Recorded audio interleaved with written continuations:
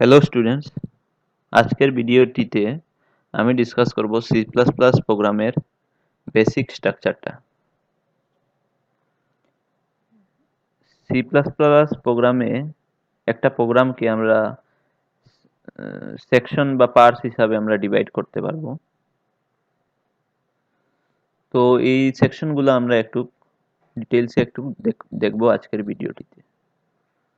প্রথম যেটা সেকশন হবে তা হবে গিয়ে কমেন্ট। এটা অপশনাল পোর্শন, এটা দিলেও চলবে, না দিলেও চলবে। নেক্সট হলো গিয়ে হেডার ফাইলস, এটা ম্যান্ডেটরি পোর্শন, এটা দিতেই হবে প্রোগ্রামে। হেডার ফাইলস ছাড়া আমরা একটা সি প্লাস প্লাস প্রোগ্রাম লিখতে পারবো না, এটা এক্সিকিউট হবে না। নেক্সট হলো গিয়ে গ্লোবাল ভেরিয়েবলস, এটা অপশনাল পোর্শন। গ্লোবাল ভেরিয়েবলস আমি নেক্সট লেকচারে আমি ডিসকাস করব ডিটেলসে আরো। নেক্সট হলো গিয়ে class declaration and class definition, এটা অপশনাল পোর্শন, আর এটা আমি ক্লাস 12 ইউনিট 2 তে আমি ডিসকাস করব ডিটেলসে। নেক্সট হলো গিয়ে function declaration and function definition, এটাও আমি পরের লেকচারে ডিসকাস করব। এটা অপশনাল পোর্শন, এটা দিলেও চলবে, না দিলেও চলবে। নেক্সট হলো গিয়ে মেইন ফাংশন, এটা mandatory portion C plus plus প্রোগ্রামের, এটা দিতেই হবে। নেক্সট হলো গিয়ে আদার স্টেটমেন্টস, এটাও অপশনাল। একটা সিম্পল একটা সি প্লাস প্লাস প্রোগ্রাম দেখে নিই। To add two numbers, program to calculate sum of two numbers.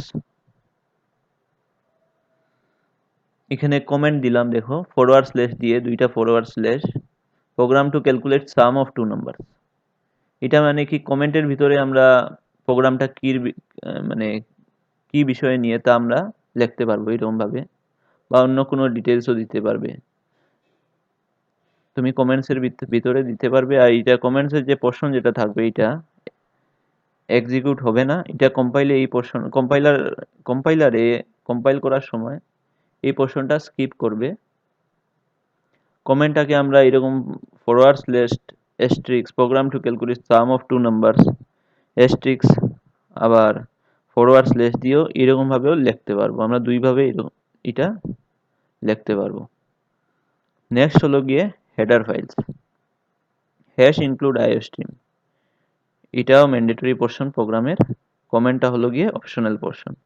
Next using name space STD, এটাও ম্যান্ডেটরি পোর্শন প্রোগ্রামের। নেক্সট হলো গিয়ে মেইন ফাংশন, আর এই কার্লি ব্র্যাকেটসের ভিতরে যেটা পোর্শন এটা হলো গিয়ে মেইন ফাংশনের ব্লকটা, এখানে স্টেটমেন্টস থাকবে। তো মেইন ফাংশনের ব্লকটাতে দেখো int a is equal to 1, b, c, semicolon, তিনটা ভেরিয়েবল আমি নিলাম, একটাকে আমি ডিফাইন করলাম a is equal to int a is equal to 1, b আর c ডিক্লেয়ার খালি করলাম।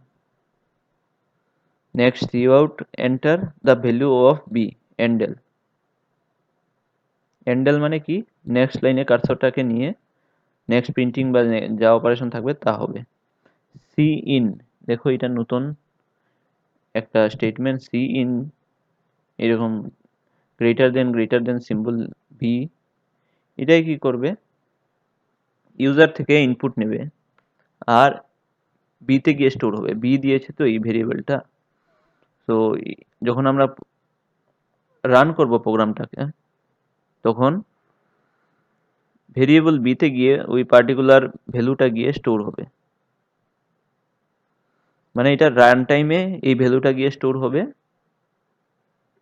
এখানে enter the value of B মানে ইউজার থেকে আমি একটা ভ্যালু নিলাম, যে ইউজারে তখন ইনপুট দিবে 11, আউটপুটের স্ক্রিনে লেখা আসবে এরকম। আউটপুটের স্ক্রিনের মধ্যে মানে আউটপুটে গিয়ে আমরা ভেরিয়েবলটা ডিফাইন করলাম, বির ভ্যালুটা। তোমরা আউটপুট স্ক্রিনে এখানে আমি 11 নিয়েছি আউটপুটে, তোমরা এখানে অন্য কিছু ভ্যালুও নিতে পারবে। Next C is equal to a plus B, semicolon, এটা কি আমি সিতে a প্লাস b যেটা অ্যাড করে মানে যা ভ্যালু আসবে তা গিয়ে c তে গিয়ে স্টোর হবে। c out sum of two numbers দিলাম c, c এর ভ্যালুটা যা যা আসবে তা প্রিন্ট হবে। রিটার্ন 0, এটা অপশনাল স্টেটমেন্ট প্রোগ্রামে, এটা দিলেও চলবে না দিলেও হবে। রিটার্ন 0 এ মেইনলি কি মানে ইয়ে করে যে প্রোগ্রামটা সাকসেসফুলি এক্সিকিউট হয়েছে, কোনো এরর আসে নাই। আউটপুটে দেখো এখানে enter the value of B, আমি ভেরিয়েবল বিটা আমি প্রথমে ডিফাইন করিনি, এখানে আমি ভেরিয়েবল বির ভ্যালু নিলাম 11, এটা রান টাইমে আমি নিলাম, মানে প্রোগ্রাম রান করার পরে আমি ভেরিয়েবল বি ডিফাইন করলাম 11। তো সাম অফ টু নাম্বারস এড হয়ে কি আসলো 12, এর ভ্যালু ছিল 1, 1 প্লাস 11 ইজ ইকুয়াল টু 12, 12টা আউটপুটে আসলো। নেক্সট আমরা এই একটা সেকশন, একটা সি প্লাস প্লাস এর প্রোগ্রামে একটু ডিটেলসে আমি ডিসকাস করব। Comment, all lines begin with এরকম ফরওয়ার্ড স্ল্যাশ দুইবার আর কমেন্টস, আর কমেন্টটাকে আমি এরকম ভাবেও আমি লিখতে পারবো, মানে ফরওয়ার্ড স্ল্যাশ এস্ট্রিক্স এরকম ভাবে লিখতে পারবো, আবার এস্ট্রিক্স ফরওয়ার্ড স্ল্যাশ দিয়ে ক্লোজ করতে পারবো। Compiler does not execute comments. Comments are included for programmers for short explanation or observation. এখানে মানে কমেন্টস এর ভিতরে তোমরা যা কিছু লিখতে পারবে, এটা কম্পাইলারে এই পোর্শনটা স্কিপ করবে, এইটা এক্সিকিউট হবে না। নেক্সট হলো গিয়ে header files. Statements that begin with hash symbol বা pound sign are directives for preprocessor. This means these statements are processed before compilation takes place. The hash include IOStream statement tells the compiler's preprocessor to include the header files IOStream in the program. Hash যেটা এটা হলো গিয়ে প্রিপ্রসেসর directive, মানে প্রিপ্রসেসর কি বলা হয়, কম্পাইলেশনের আগে যে একটা প্রসেস যেটা তাকে বলা হয় প্রিপ্রসেসর একটা প্রোগ্রামে। হ্যাশ ইনক্লুড যেটা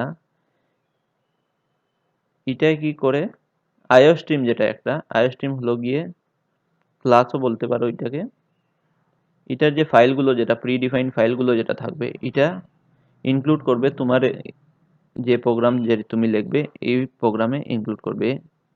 এই হ্যাশ ইনক্লুড দিয়ে আমরা ইনক্লুড করতে পারবো। আইওস্ট্রিম মেইনলি ইনপুট আউটপুট অপারেশনের জন্য ইউজ করা হয়। The header file IOStream is included in every C++ program to implement input-output facilities. Input-output facilities are not defined within C++ language, but rather are implemented through a component of C++ standard library IOStream, which is IO library. IOStream A mainly input-output facility গুলা define থাকে C++ ল্যাঙ্গুয়েজে,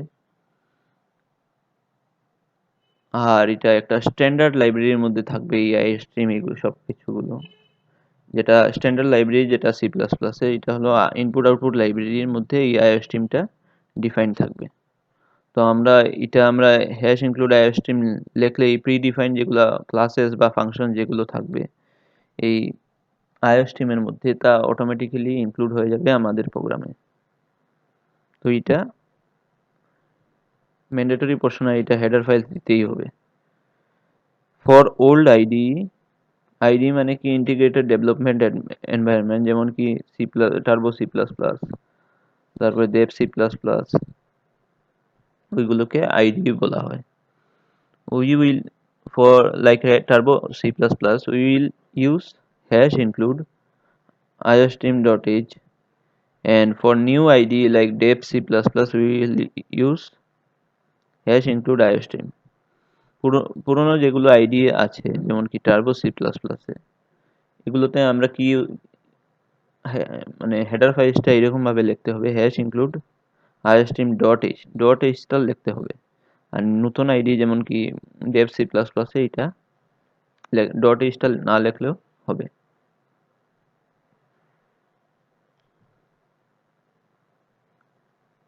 next আমরা দেখে নিই using name space STD. এটাও নতুন আইডিতে use করি। এখানে ইউজিং নেম স্পেস এসটিডি এটা আমরা টার্বো সি প্লাস প্লাসে আমরা লিখি না। So let's go to the original question যে why namespace is used when we have all in the iostream header files। যদি iostream header files এ যদি সব ইনপুট আউটপুট যদি ফ্যাসিলিটি গুলা ডিফাইন থাকে তে আমরা ইউজিং নেমস্পেস এসটিডি কেন ইউজ করি প্রোগ্রামে, তা আমি এখানে ডিসকাস করব। iostream is a file that has all the things like cout, endl and etc is defined। iostream এর মধ্যে এগুলা স্টেটমেন্ট গুলা বা এগুলাকে অবজেক্ট বলা হয়, সি আউট কে অবজেক্ট বলা হয়, সি ইন যেটা ইউজার থেকে যেটা ইনপুট নেই আমরা তাকেও আইওস্ট্রিম এর মধ্যে ডিফাইন থাকে। তো এইগুলো আমরা অলরেডি যখন আইওস্ট্রিম এ ডিফাইন থাকে তাহলে আবার নেম স্পেস কেন ইউজ করতে হয় তা আমরা দেখব। If we need to use them we need to add that file। So basically hash include iostream means copying and pasting the code in that file to our code। Hash include iostream এ কি হয়, ওই যেটা pre define যেগুলো iostream ক্লাসের ভিতরে যেগুলো object থাকে যেমন সি ইন সি আউট এগুলো সব প্রি ডিফাইন যেগুলো থাকে তা অটোমেটিক্যালি ইনক্লুড হয়ে যায় এই স্টেটমেন্টটা হেডার ফাইলসটা লিখলে আমাদের প্রোগ্রামে। But if we try to use cin, cout and del in our code without specifying the namespace, it will throw an error। এখন যদি আমরা cin, cout and del এগুলা খালি হ্যাশ ইনক্লুড আইওস্ট্রিম লেখেই যদি ইউজ করতে যাই তাহলে একটা এরর আসবে প্রোগ্রামে। এররটা কেন কেন আসবে, কারণ এই cin, cout এগুলা সব নেম স্পেস যেটা ডিফাইন করা আছে, স্ট্যান্ডার্ড নেম স্পেস যেটা নেম স্পেস এসটিডি এটার মধ্যে ডিফাইন করা আছে। এর জন্য আমরা ইউজিং নেম স্পেস এসটিডি টা লিখতেই হবে প্রোগ্রামে। দেখো এখানে লেখা আছে because this are defined in the standard name space in the iostream file like following. এটা নেম স্পেসের একটা ডামি একটা দিলাম যে মানে আইওস্ট্রিমের একটা following is the dummy of iostream file। This will give us an idea about how this is defined। Namespace std curly brackets এর মধ্যে দিলাম ostream cout istream cin। Namespace std এটার ভিতরে যেটা নেমস্পেস যেটা স্ট্যান্ডার্ড, std মানে standard, এইটার ভিতরে এই ostream আর istream যেটা ostream আমরা এটা ostream যেটা এটা হলো ক্লাস, istream ও ক্লাস, আর cout এটা হলো গিয়ে ostream এর object.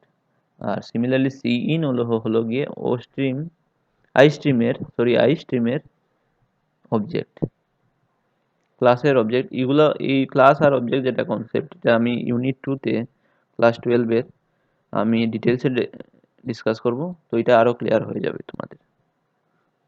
So when we run a program to print something using namespace std says if you find something that is not declared in this current scope and go go and check std মানে standard. এখন যদি কোনো আমরা programme লিখি আর কোনো কিছু আমরা যদি ডিক্লেয়ার না করি, যদি কোনো অবজেক্ট বা যা কিছু থাকুক প্রোগ্রামে বা কোনো ভেরিয়েবল যদি ডিক্লেয়ার না করি বা তখন ইউজিং নেমস্পেস std যদি আমাদের প্রোগ্রামে থাকে তখন ইউজিং নেমস্পেস std বলবে যে তোমরা গিয়ে এই প্রোগ্রামে যখন নেই, মানে ডাইরেক্টলি কোনো মেনশন করা নাই, যাও std তে গিয়ে স্ট্যান্ডার্ড যেটা নেম স্পেস এটাতে গিয়ে চেক করো, তখন সি ইন সি আউট এগুলা ওই প্রি ডিফাইন যেটা নেম স্পেস যেটা ডিফাইন করা থাকবে তা থেকে ইজিলি প্রোগ্রামে ইউজ করা যাবে। সি ইন আর সি আউট ইজিলি আমাদের প্রোগ্রামে ইউজ হবে। So now we have the answer why both statements hash include iostream are using namespace std আমরা কেন ইউজ করি এখানে। it is because computer needs to know the code for the cout cin functionalities and it needs to know which namespace they are defined। ওইটাই যে আগের জিনিস যেটা বলেছিলাম, আবারও বলছি আমি, iostream যেটা hash include iostream header file, এটা ইনপুট আউটপুট অপারেশন পারফর্ম হওয়ার জন্য ইউজ হয়। আর নেমস্পেসের ভিতরে নেমস্পেস std যেটা, এর ভিতরে এই ক্লাসেসগুলো ডিফাইন থাকে। এর জন্য আমরা আমাদের এই দুইটা স্টেটমেন্ট প্রোগ্রামে লিখতেই হবে। if we don't want to use using namespace std line of code, we can use the things in this namespace like this std cout std handle। এখন যদি আমরা ইউজিং নেমস্পেস std যদি না দেই প্রোগ্রামে, তাহলে আমাদের std বারবার এরকম দিয়ে cout, যেখানে cout স্টেটমেন্ট থাকবে ওইখানে std দিয়ে বারবার লিখতে হবে। আর handle-এর সাথেও std এরকম handle-এর আগে লিখতে হবে। আর cin এর সাথেও এরকম std cin লিখতে হবে যদি আমরা প্রোগ্রামটা এক্সিকিউট করতে চাই। A situation can arise in our program, in our C++ program. For example, we might be writing some code that has a function called xyz, and there is another library available which is also having same function xyz. Now the compiler has no way of knowing which version of xyz function we are referring to within our code. এখন কি হতে পারে, একটা situation হতে পারে যে আমাদের C plus plus প্রোগ্রামে আমরা লিখলাম একটা ফাংশন xyz, সাপোজ একটা ফাংশন নিলাম xyz, আর এই সেম ফাংশনটা একটা লাইব্রেরির মধ্যে একটা প্রি ডিফাইন্ড একটা ফাংশন যদি থাকে সেম xyz নামটা দিয়ে, তাহলে কম্পাইলারে কেমন করে বুঝবে যে কোনটা প্রি ডিফাইন্ড আর কোনটা আমরা ইউজার ডিফাইন্ড মানে আমরা লিখেছি যেটা। তো তার ডিফারেন্সিয়েট করার জন্য ইউজিং নেমস্পেসটা দেওয়া দরকার। A namespace is designed to overcome this difficulty and is used as additional information to differentiate similar functions, classes, variables, etc. with the same name available in different libraries. Using namespace, we can define the context in which names are defined. ওই same জিনিস differentiate করার জন্য কোনটা user defined function আর কোনটা pre defined function তা বোঝার জন্য আমরা নেমস্পেস দিলে, ইউজিং নেমস্পেস std দিলে আমরা এটা প্রোগ্রামে মানে কম্পাইলার ইজিলি ডিফারেন্সিয়েট করতে পারবে কোনটা ইউজার ডিফাইন আর কোনটা প্রি ডিফাইন্ড। নেক্সট আমরা দেখে নেই main function. Every C plus plus program must have a function named main.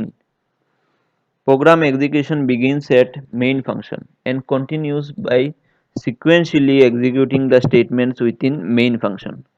A program terminates normally following execution of last statement of main function. একটা প্রোগ্রামের মধ্যে মেইন ফাংশন থাকবেই, আর programme যেটা execution এটাও main function দিয়েই start হয়, মানে sequentially মানে সিরিয়ালি প্রোগ্রামগুলো মেইন ফাংশনে যেগুলো স্টেটমেন্ট যেগুলো থাকবে তা দিয়ে শুরু হবে। আর লাস্ট স্টেটমেন্ট যেটা মেইন ফাংশনে যেটা থাকবে তা দিয়ে প্রোগ্রামটা তাটা স্টেটমেন্টটা সেই পার্টিকুলার স্টেটমেন্টটা এক্সিকিউট হয়ে মেইন ফাংশনটা টার্মিনেট হবে, মানে মেইন ফাংশনের প্রসেসটা এন্ড হবে বলতে পারবে। নেক্সট হলো গিয়ে input statement C in and output statement C out. Input statement আর আউটপুট স্টেটমেন্ট যেটা, তা আমি ডিসকাস করবো এখানে। ইনপুট স্টেটমেন্ট যেটা C in takes formatted input from standard input devices such as keyboard. We use the cin object along with the greater than এরকম যেটা sign যেটা থাকবে এটাকে অপারেটর বলা হয়। get from also known as stream extraction operator for taking cin for taking input. Cin is a predefined object of predefined iStream input stream class. Cin একটা statement বলা হয়, এটাকে অবজেক্টও বলা হয়। আর এটা কি মানে এটা ইউজ হয় তোমাদের ইউজার থেকে, মানে রান টাইমে যেটা ইউজার থেকে ইনপুট নেওয়ার জন্য আমরা সিইন ইউজ করি। আর সিইনের সাথে এরকম গ্রেটার দেন যেটা গেট ফ্রম অপারেটর বা স্ট্রিম এক্সট্রাকশন অপারেটর তা ইউজ হয়। আর সিইন যেটা এটা অবজেক্ট যেটা প্রিডিফাইন্ড অবজেক্ট অফ iStream মানে ইনপুট স্ট্রিম ক্লাস। এখানে আইও স্ট্রিম যেটা এটাও একটা ক্লাস। আর এটা বলতে পারো যে iStream আর ও স্ট্রিম যেটা এটা সাব ক্লাস আইও স্ট্রিম ক্লাসের। আর এটা হলো গিয়ে সিইন হলো গিয়ে iStream ক্লাসের অবজেক্ট, আর সিআউট যেটা এটা হলো ও স্ট্রিম ক্লাসের অবজেক্ট। সিআউট দেখে নিই। Cout sends formatted output to standard output devices such as the screen. We use the cout object along with the less than এরকম সাইন দিয়ে put to operator বলা হয়, also called stream insertion operator for displaying output. cout is a predefined object of predefined ostream output stream class. cout আমরা কিসের জন্য use করি? আমরা কোনো আউটপুট যদি কোনো স্ট্রিং যদি আমরা শো করতে চাই স্ক্রিনের মধ্যে, মানে আউটপুট স্ক্রিনের মধ্যে, তার জন্য আমরা cout ইউজ করি। আর cout এর সাথে এরকম পুট টু অপারেটর যেটা লেস দেন এই সাইনটা দিয়ে আমরা ইউজ করে আউটপুট শো করতে পারবো প্রোগ্রাম স্ক্রিনের মধ্যে, আউটপুট স্ক্রিনের মধ্যে। A stream is simply a sequence of bytes. A stream যেটা হলো এটা হলো সিকোয়েন্স অফ বাইটস। বাইটস মানে কি? ডেটা। নেক্সট হলো দেখে নিই আমরা প্রোগ্রামের এই যে একটা এডিশনের যে প্রোগ্রাম যেটাতে রিটার্ন জিরো যেটা আমরা লিখেছি তা স্টেটমেন্ট যেটা রিটার্ন জিরো স্টেটমেন্টটা কি মিন করে। The return instruction makes the main function to finish and returns a value. In this case, it is returning 0. Returning 0 is the most usual way of telling that program has terminated normally. That is, it has not found any errors during its execution. Return 0 যেটা এটা optional portion, এটা না দিলেও চলবে প্রোগ্রামের মধ্যে। আর এটা mainly মিন করে যে প্রোগ্রামটা নর্মালি এক্সিকিউট হয়েছে, কোনো এরর আসে নাই। Note: every executable statement in C++ must be terminated by a semicolon. একটা যে কোনো একটা স্টেটমেন্ট যদি থাকে, যেমন সি ইন, সি আউট, এগুলা এক্সিকিউটেবল স্টেটমেন্ট, এগুলা আমরা কি দিয়ে এন্ড করি? স্টেটমেন্টটা পড়ে আমরা কি সেমিকোলন দিয়ে আমরা এন্ড করি স্টেটমেন্টটাকে।